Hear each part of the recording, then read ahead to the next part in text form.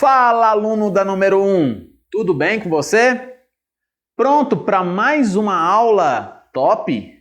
Entre as aulas e os temas mais abordados no Enem e nos últimos vestibulares? Hoje a gente vai dar continuidade à Guerra Fria. Você assistiu à última aula de Guerra Fria? Está com os conceitos aí bem afiados? Porque hoje a gente vai ver os desdobramentos da Guerra Fria, falar dos fatos importantes da Guerra Fria, de que maneira a Guerra Fria repercutiu na Europa e fora da Europa. Tá preparado para a gente dar continuidade a esse assunto? Então vem comigo que começou!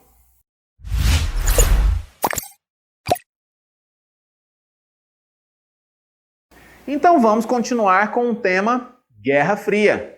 Se lembra do final da nossa última aula? Quando a gente ia começar a falar dos fatos importantes da Guerra Fria? Pois é, aqui a gente fala do macartismo. O termo macartismo faz uma menção ao senador Joseph McCarthy, também conhecido como caça às bruxas. Tá? Então entenda que o macartismo está para os Estados Unidos como a chamada caça às bruxas. Mas que bruxas seriam essas? Uma campanha anticomunista estabelecida pelo senador Joseph McCarthy, que queria acabar com a influência dos comunistas dentro do Congresso americano, e não só dentro do Congresso, na verdade também dentro do país. Por isso essa ideia de caça às bruxas, perseguições políticas, evitando assim, portanto, a influência de outros países, e evitando assim, portanto, a influência de outros políticos. Tá? Então, aqui os partidos que fossem de esquerda, sim, nos Estados Unidos nós tínhamos partidos também de esquerda, esses seriam perseguidos, caçados. A censura seria uma prática.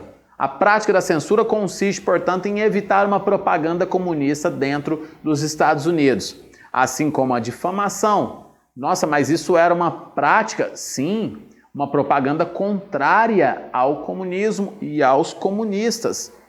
Sim, isso consiste no macartismo. E, além disso também, a ideia da histeria. A ideia da histeria, galera, está muito relacionada à ideia do terror. Não do terror no sentido de terrorismo, de prática terrorista, e sim no sentido de uma propaganda contrária capaz de amedrontar, de aterrorizar aqueles que porventura viessem a pensar em comunismo. A pensar. É um processo, esse termo não é meu, tá? Mas é um processo de satanização do comunismo.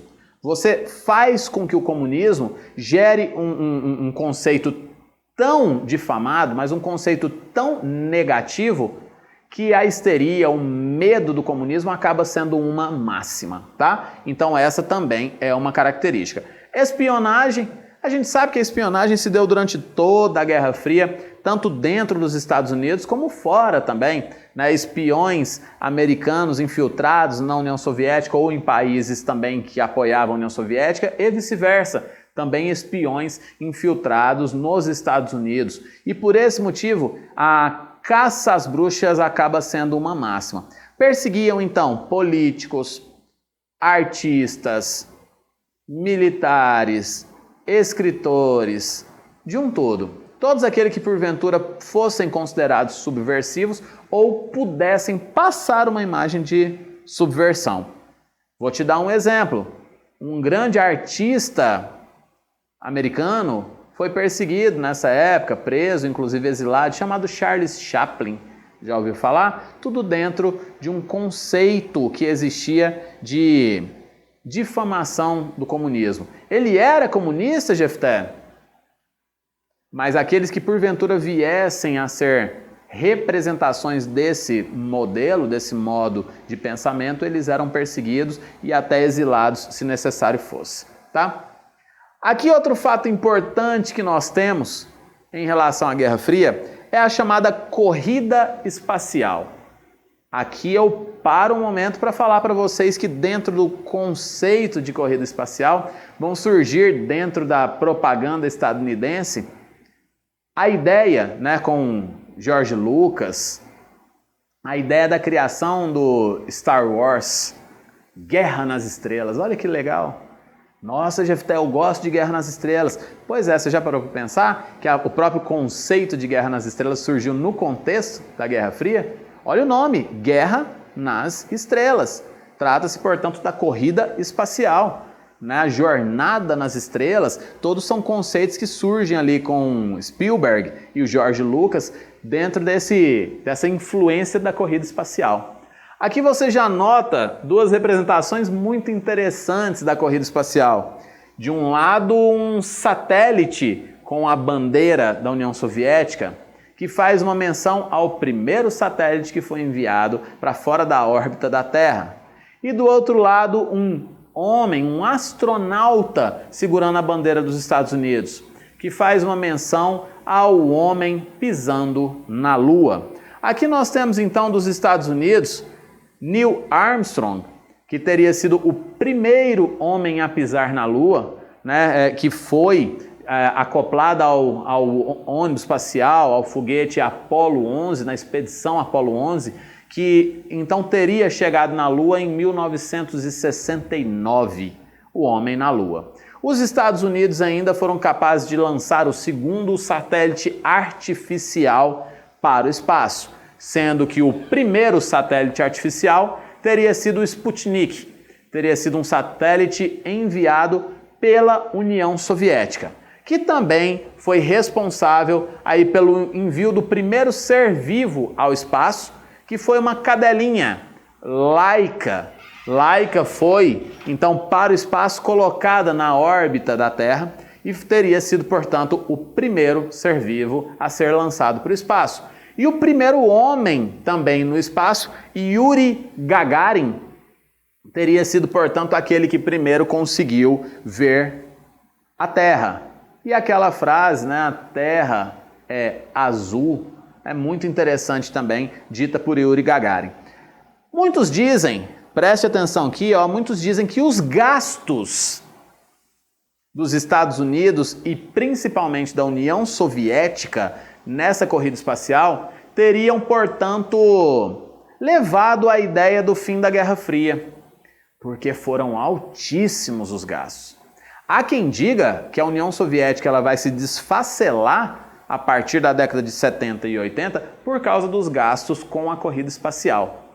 A corrida espacial ela foi tão impactante, mas tão impactante para os dois países, que depois de 1975, os dois países decidem fazer seus lançamentos cosmonáuticos, né, lançamentos de satélites, lançamentos de pessoas, através de uma união entre as duas potências.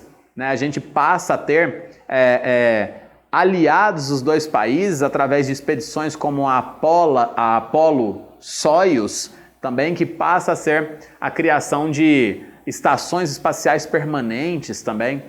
Por quê? Porque o gasto com a corrida espacial foi muito alto, tanto para os Estados Unidos como para a União Soviética. A chegada do homem à Lua com Neil Armstrong é considerada a vitória dos Estados Unidos na corrida espacial, mesmo sabendo que foi a União Soviética o primeiro país a lançar satélite, ser vivo e homem para o espaço. Mas o homem na Lua é considerado, sem sombra de dúvida, a vitória estadunidense na corrida espacial, tá? E vale a pena ver, por exemplo, a presença dessa estação espacial acoplada por tecnologia estadunidense e soviética. É quando a gente começa a ver que a Guerra Fria, no final da década de 70, vai chegando ao seu fim. Será? Mas de todo jeito é bacana da gente observar. Aqui a imagem de Armstrong pisando na Lua, né, muito interessante. Tem gente demais que questiona essa imagem. Como é que pode ter sombra na Lua? Como que pode ter uma bandeira tremulando? Isso aí então já não me cabe teoria da conspiração aqui, tá? Mas em 1969, oficialmente o homem pisa na Lua, tá? Aqui a imagem do Apollo 11 sendo enviada para o espaço. E aqui eu disse na aula passada para vocês que nós temos um conceito, eu não sei se você se lembra, na aula passada eu disse de um conceito de cortina de ferro, que é um conceito simbólico utilizado pelo primeiro-ministro Winston Churchill da Inglaterra para se referir aos países comunistas e capitalistas do continente europeu. Mas disse a vocês também na aula passada que nós temos uma subdivisão consolidada, concreta, literalmente concreta, da Guerra Fria. A divisão estabelecida na Alemanha, a divisão do Muro de Berlim. O Muro de Berlim foi uma construção feita a partir dos soviéticos. Deixa eu te explicar. O Muro de Berlim começa a ser erguido na década de 60 com o objetivo de evitar que moradores da região da Alemanha Oriental se deslocassem para a Alemanha Ocidental. Esse muro, portanto, dividia a Alemanha Oriental, tá? A República Federativa, né, da Alemanha, tá? Da Alemanha Ocidental. Tá? Então nós temos essa divisão. Qual é então o intuito da União Soviética em construir esse muro que dividiu a Alemanha, não só Berlim? Esse muro que dividiu a Alemanha era para dividir as áreas de influência soviéticas e americanas dentro da Alemanha, em especial da capital Berlim.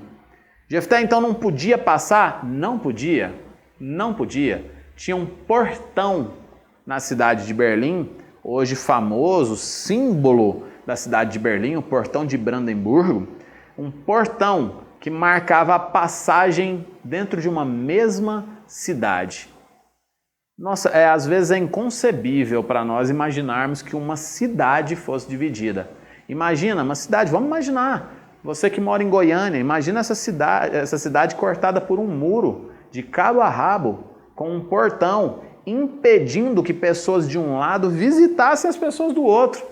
Você não poderia visitar bairros do outro lado sem uma expressa autorização. Não poderia visitar familiares e amigos sem uma expressa autorização. O muro foi erguido no começo da década de 60 sem prévia consulta. Tá certo que muitas pessoas acabaram saindo, se deslocando, mudando de uma região para outra antes que o muro fosse 100% erguido. Mas como ele era feito de blocos de concreto, isso foi muito fácil para erguê-lo e também para derrubá-lo. Tá? Lembrando que esse muro, portanto, ele é derrubado em novembro. A queda do muro se dá, então, em novembro de 1989. Tá? E a queda do Muro de Berlim, para muitos, é simbolicamente o fim da Guerra Fria. Porque quando o Muro de Berlim cai em 1989, que festa! Que festa! O mundo, principalmente os alemães, principalmente os moradores de Berlim, olham um para o lado e para o outro e se abraçam. Pegam em marretas, vocês já devem ter visto aos montes aquelas imagens, pegam em marretas para derrubar o muro, para ajudar na sua derrubada. Hoje o portão de Brandemburgo é um dos pontos mais visitados da Europa e um dos pontos mais interessantes onde em Berlim se comemora o Réveillon, acredita? Ali ao redor do portão de Brandemburgo, muitas pessoas se reúnem na época do Réveillon, na época de festividades que acontecem na Alemanha, justamente como um símbolo dessa união. É muito curioso, tá? Mas ali um dia foi um símbolo de divisão e aí passa a ser um símbolo da união entre os alemães. Muito interessante isso. Crise dos mísseis cubanos. Para a gente entender a crise dos mísseis cubanos, a gente tem que compreender rapidinho esse contexto. Que contexto é esse? Cuba. Cuba, uma ilha caribenha, bem próxima à península da Flórida, bem próximo, foi durante muito tempo um local de turismo dos Estados Unidos. Há quem chama inclusive de quintal americano. A própria independência de Cuba, lá em 1898, se deu através da intervenção dos Estados Unidos contra a Espanha. Inclusive, naquela época, uma emenda chamada de Emenda Platt dá aos Estados Unidos direito de intervenção na ilha, se necessário até militar. Só que Cuba, desde a sua independência, lá em 1898, vivia sob a influência de latifundiários e sobre a influência do capital americano. Quando a gente chega no final da década de 50, em 1959, uma revolução nacional, uma revolução que tinha como principal intuito promover a libertação nacional cubana. Uma revolução acaba derrubando o presidente chamado Fulgêncio Batista e instaurando um regime nacional em Cuba. Note que em momento nenhum eu usei o termo socialista. Você sabe por que eu não usei o termo socialista? Porque a revolução até então não foi socialista. Não foi. Só que depois dessa revolução nacional, liderada pelos irmãos Castro, Raul e Fidel, Camilo Cienfuegos e o grande Ernesto Guevara, conhecido como Che, depois dessa revolução, os Estados Unidos promovem inúmeros embargos à ilha cubana, se afastam, evitam vender e comprar da ilha. É a partir daquele momento, em 1961, quando a ilha está praticamente isolada devido a esses embargos, que um presidente da União Soviética, o ucraniano Nikita Khrushchev, acaba se aproximando de Fidel Castro, líder cubano naquela época, e vende e compra aquilo que a ilha procura e precisa. A partir de então, a ilha de Cuba se afirma: sim, somos socialistas, somos comunistas. E ali começa o regime castrista ou comunismo cubano. E o que é que isso tem a ver com a crise dos mísseis cubanos? Em 1962, acontece aquilo que foi o momento em que a Guerra Fria quase esquentou. Um conflito quase aconteceu entre União Soviética e Estados Unidos. Em 1962, na Baía dos Porcos, no território cubano, mísseis soviéticos foram estacionados e apontados para os Estados Unidos. Satélites americanos acabaram desvendando esses mísseis e fizeram o mesmo lá no Paquistão. O presidente dos Estados Unidos era o presidente John Kennedy. John Kennedy ameaça bombardear a União Soviética. Nikita Khrushchev tem mísseis estacionados na Baía dos Porcos apontados para os Estados Unidos. Foram dias de tensão, dias de negociação muito tensa. Até que, depois de alguns dias, União Soviética e Estados Unidos resolvem recuar o seu potencial bélico, esfriando mais uma vez a possibilidade de um conflito que levaria ao fim do mundo. Ante a ameaça de Terceira Guerra Mundial feita pelos Estados Unidos, a União Soviética desiste da instalação de mísseis na Baía dos Porcos. A União Soviética desiste, mas era eminente a possibilidade de uma Terceira Guerra Mundial.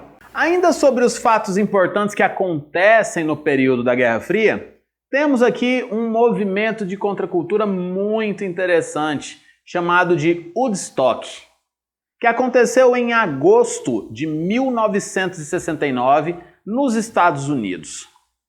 O que foi esse movimento? Já acontecia entre Estados Unidos e Vietnã uma guerra desde 1955. Uma guerra que vai se desdobrar e terminar só em 75, a chamada Guerra do Vietnã. Na verdade, ela começa como uma guerra de influência americana, francesa, contra a União Soviética, já que o Vietnã do Norte estava sob a influência da União Soviética e o Vietnã do Sul sob a influência dos capitalistas. E muitos soldados americanos foram enviados ao longo desses anos de guerra para o Vietnã. Os gastos do governo americano eram imensos, intensos, mas até que esse não era o problema.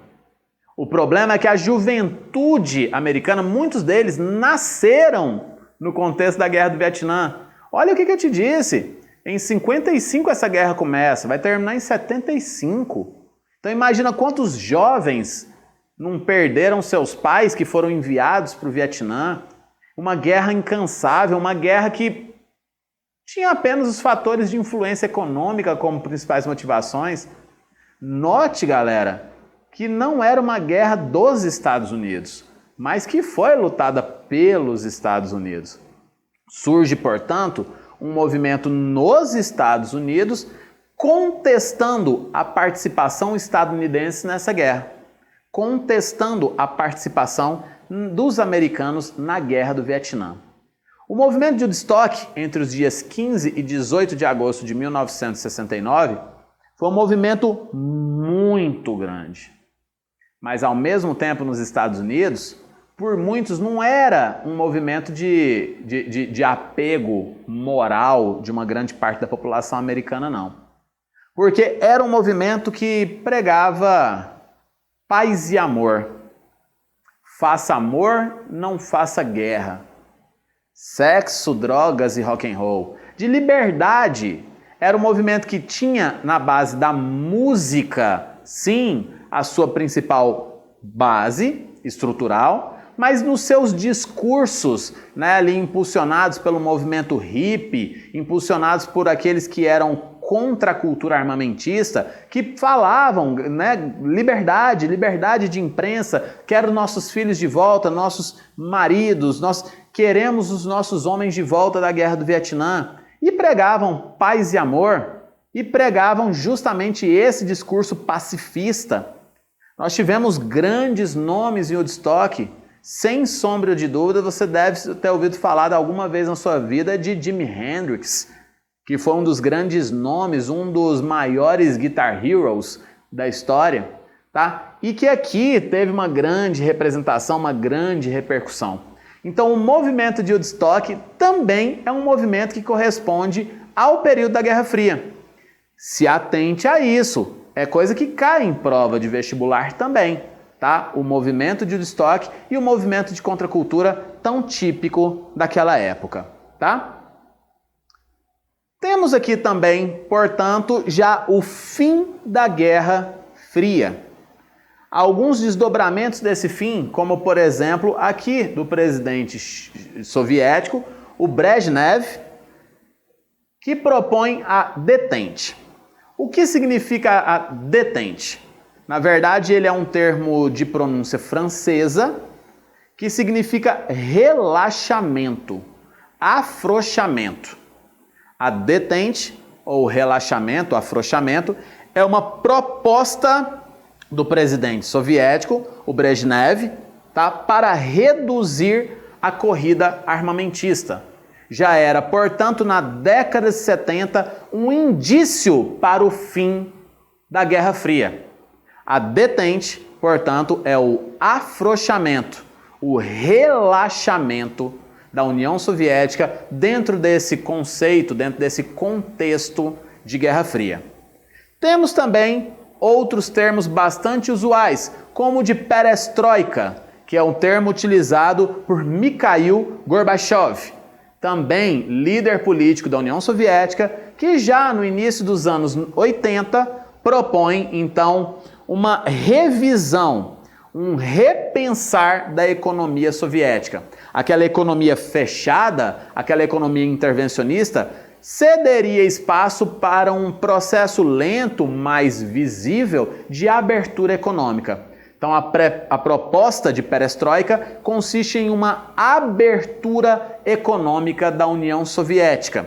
Começava a se abrir para o capitalismo, para a propriedade privada, para a liberdade econômica. Essa era, portanto, a proposta de Mikhail Gorbachev. E o mesmo Mikhail Gorbachev propõe a glasnost. Perestroika e glasnost, portanto, seriam duas maneiras de promover aberturas econômicas e políticas, respectivamente, na União Soviética. Aqui o conceito de glasnost, portanto, seria a revelação da crise econômica que vivia a União Soviética, que foi feita pelo então presidente Mikhail Gorbachev. Como assim, Jefté? Como assim uma revelação? A União Soviética ela estava fechada para o mundo. A União Soviética, ela dentro do seu estabelecimento de ideias políticas, se fechou para o mundo durante muito tempo. Portanto, com o presidente Mikhail Gorbachev, isso vai afrouxando, relaxando. Com a adoção da perestroika e com a adoção da glasnost, muitos afirmam ser o fim da Guerra Fria. Esse era apenas, portanto, um passo para o fim da União Soviética. Revela ao mundo o fracasso do comunismo soviético, mostra para o mundo a pobreza e a miséria entre os países que compunham a União Soviética. Por esse motivo, ele, Gorbachev, realiza a glasnost e a perestroika, colocando, portanto, fim à União Soviética, que se consolida em 1990 e 1991, marca, portanto, o fim da União Soviética e, para muitos, o fim da Guerra Fria. Então, quais são os símbolos do fim da Guerra Fria? Para muitos, a queda do Muro de Berlim em 1989 e a adoção da glasnost e da perestroika entre os anos de 1990 e 91, marcando, portanto, o fim da União Soviética. Para muitos, esse seria o fim da Guerra Fria. Mas, professor, você está falando para muitos, não é para todos, não? No conceito que a gente trabalha dentro da universidade, no conceito que a gente trabalha dentro da academia, sim, perfeito. Mas existe aí estudos ou até propagandas midiáticas, né, jornalísticas, sem tanta fundamentação ainda teórica, que afirmam que a Guerra Fria ainda se estabeleceu por muito tempo depois desse acontecimento aqui. Se a Guerra Fria acaba com o desfacelamento da União Soviética, nós temos, portanto, a vitória dos Estados Unidos na Guerra Fria. Uma vitória ideológica, uma vitória econômica marcada pelo sucesso americano. Falência do comunismo soviético era uma das suas principais características. Você está pronto para a gente exercitar um pouquinho? Vamos fazer alguns poucos exercícios? Dá uma alongada? Bebe uma aguinha? Vamos fazer alguns exercícios sobre Guerra Fria. Então vem comigo. A charge. Opa, vamos olhar a charge. Está aqui, Capitalismo, Berlim, 1989, representando, portanto, a queda do Muro de Berlim. Perfeito? Entendendo a Guerra Fria. Então volta para cá. A charge mostra o fim de uma era, marcada por conflitos ideológicos e econômicos. Em relação ao Muro de Berlim representado na charge, podemos afirmar, letra A, foi construído para evitar a emigração de alemães orientais para o lado capitalista, principalmente de trabalhadores com alta qualificação profissional. Orientais para o lado capitalista, alta qualificação, será? Vamos ver. Letra B. Foi levantado na capital alemã por ordem expressa de Adolf Hitler. Já estava até morto. Letra C. Foi uma divisão simbólica entre os dois blocos ideológicos, separados por uma profunda divisão no campo das ideias. Simbólica não, física. D. Sua queda foi decorrente da nova configuração econômica da Europa, com a constituição de um bloco de países que adotou o euro. Não, ainda não. E. As potências aliadas vencedoras da Segunda Guerra Mundial decidiram dividir a Alemanha em 4 zonas de influência, norte-americana, soviética, inglesa e francesa, e com isso a queda do muro foi uma consequência. Não. Terminou a Segunda Guerra em 45, a construção do Muro de Berlim na década de 60.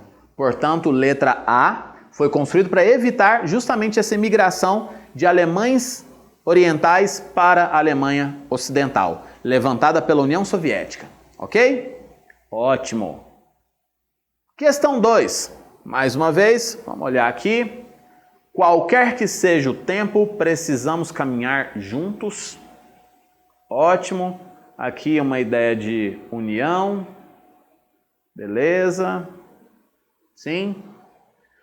O cartaz, acima utilizado como instrumento de propaganda do Plano Marshall, principal iniciativa dos Estados Unidos para a reconstrução dos países aliados após a Guerra Mundial. Considerando a imagem e seu contexto histórico, um objetivo do governo estadunidense ao implantar esse plano foi Plano Marshall. Se lembra? Na aula passada a gente trabalhou. Plano Marshall é aquele plano para reconstrução, através de empréstimos, para a reconstrução dos países europeus, uma ajuda financeira aos países europeus. Então vamos ver o que a gente acha aqui. Foi feito, o plano foi para estatizar o setor industrial continental? Não. Estatizar? Não. Estabelecer o mercado comum europeu? Não. Consolidar o bloco geopolítico ocidental? Ficou bom. Preservar o interesse colonial metropolitano? Não. Então aqui, empréstimos a países capitalistas para consolidar o bloco capitalista no Ocidente. Perfeito? Notou até agora aí o simbolismo das duas questões? Muro de Berlim de um lado, agora aqui Plano Marshall. Vamos continuar? Questão 3. Em 1949, os Estados Unidos lideram uma organização que reuniria os países europeus do sistema capitalista em um pacto de auxílio militar mútuo, OTAN. No dia 4 de abril daquele ano foi criada em Washington a Organização do Atlântico Norte, Tratado do Atlântico Norte. Ficava estabelecido que os países envolvidos se comprometiam na colaboração militar mútua em caso de ataques oriundos dos países referentes ao bloco socialista. Ótimo. No contexto geopolítico após o fim da Guerra Fria, a OTAN, letra A, foi extinta após a queda do Muro de Berlim, uma vez que o socialismo não mais representava uma ameaça à Europa. Não foi extinta após a queda do Muro de Berlim, não, tá? A OTAN tem atuação até no século XXI. Letra B. Teve ativa participação nos conflitos mundiais contemporâneos com a invasão do Afeganistão após o 11 de setembro. Sim, aí sim. Ótimo. Então a OTAN tem bastante participação no 11 de setembro. Letra C. Manteve seu caráter de aliança militar, mas sem a presença dos Estados Unidos. Não existe OTAN sem Estados Unidos. Letra D. Transformou-se numa instituição de regulação de armamentos e atividade nuclear após o acidente em Chernobyl. Nada a ver. Letra E. Tornou-se uma agência de inteligência, uma vez que perdeu razão de ser com o fim da União Soviética em 1991. Não. Letra B. Teve grande atuação depois dos ataques terroristas do 11 de setembro. Na Guerra do Afeganistão, aquela aliança militar que invade o Afeganistão, liderada por soldados estadunidenses, mas com a presença de soldados ingleses e franceses, é chamada de OTAN, tá? Então, letra B, a OTAN não surgiu ou não se manteve só durante a Guerra Fria. No pós-Guerra Fria, também. Questão 4. Nos momentos finais da Segunda Guerra Mundial, soviéticos e estadunidenses combatiam o mesmo adversário. Sim, a Alemanha, os nazistas. No entanto, as diferenças e antagonismo entre as duas nações já estavam evidentes antes mesmo do término da guerra. Após 45 e com o status de vencedores, essas rivalidades ficaram mais evidentes e iniciaram um período conhecido como Guerra Fria. Em relação ao contexto da Guerra Fria, todas as alternativas abaixo estão corretas, exceto, então vamos procurar que está errada, certo? Exceto, letra A. O termo macartismo é uma referência ao senador estadunidense Joseph McCarthy, que articulou um movimento nacional que perseguia os suspeitos de participar do Partido Comunista. Está certo. Não é essa que a gente está procurando, então. Letra B. O Plano Marshall permitia aos Estados Unidos emprestar dinheiro para a reconstrução da Europa, reativando a economia e reforçando a influência capitalista no continente europeu. Perfeito. Mas não é essa, então. Letra C. O Pacto de Varsóvia foi uma aliança criada pela União Soviética e países da Europa Oriental em resposta à criação da OTAN. Ótimo. Então não é essa. Letra D. A doutrina Truman foi uma resposta soviética ao Plano Marshall? Não. Tanto a doutrina Truman como o Plano Marshall correspondem aos Estados Unidos. Portanto, a letra D é a errada. Tá certo? E por último, em agosto de 1969, entre os dias 15 e 18, foi realizado no estado de Nova York um grande festival de música e arte que ficou conhecido como Woodstock, considerado marco e expressão do movimento de contracultura. A respeito dos objetivos desse movimento, é correto afirmar que, letra A, era composto majoritariamente por jovens apoiadores da expansão imperialista no Oriente Médio. Não, contra a cultura armamentista. Letra B, representou os ideais conservadores de artistas e intelectuais? Não, progressistas, não conservadores.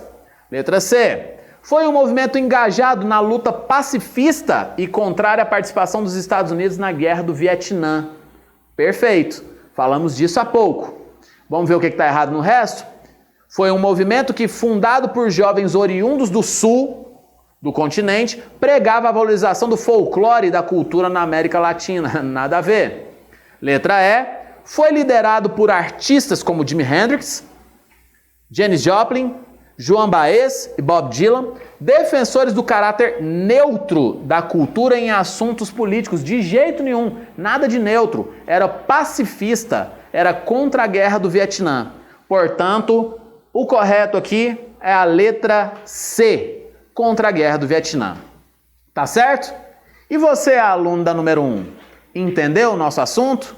Compreendeu as 2 aulas sobre Guerra Fria? Espero que sim. Estou à disposição caso você precise, me procure. Vamos tirar essas dúvidas. O importante é manter o foco, tá certo?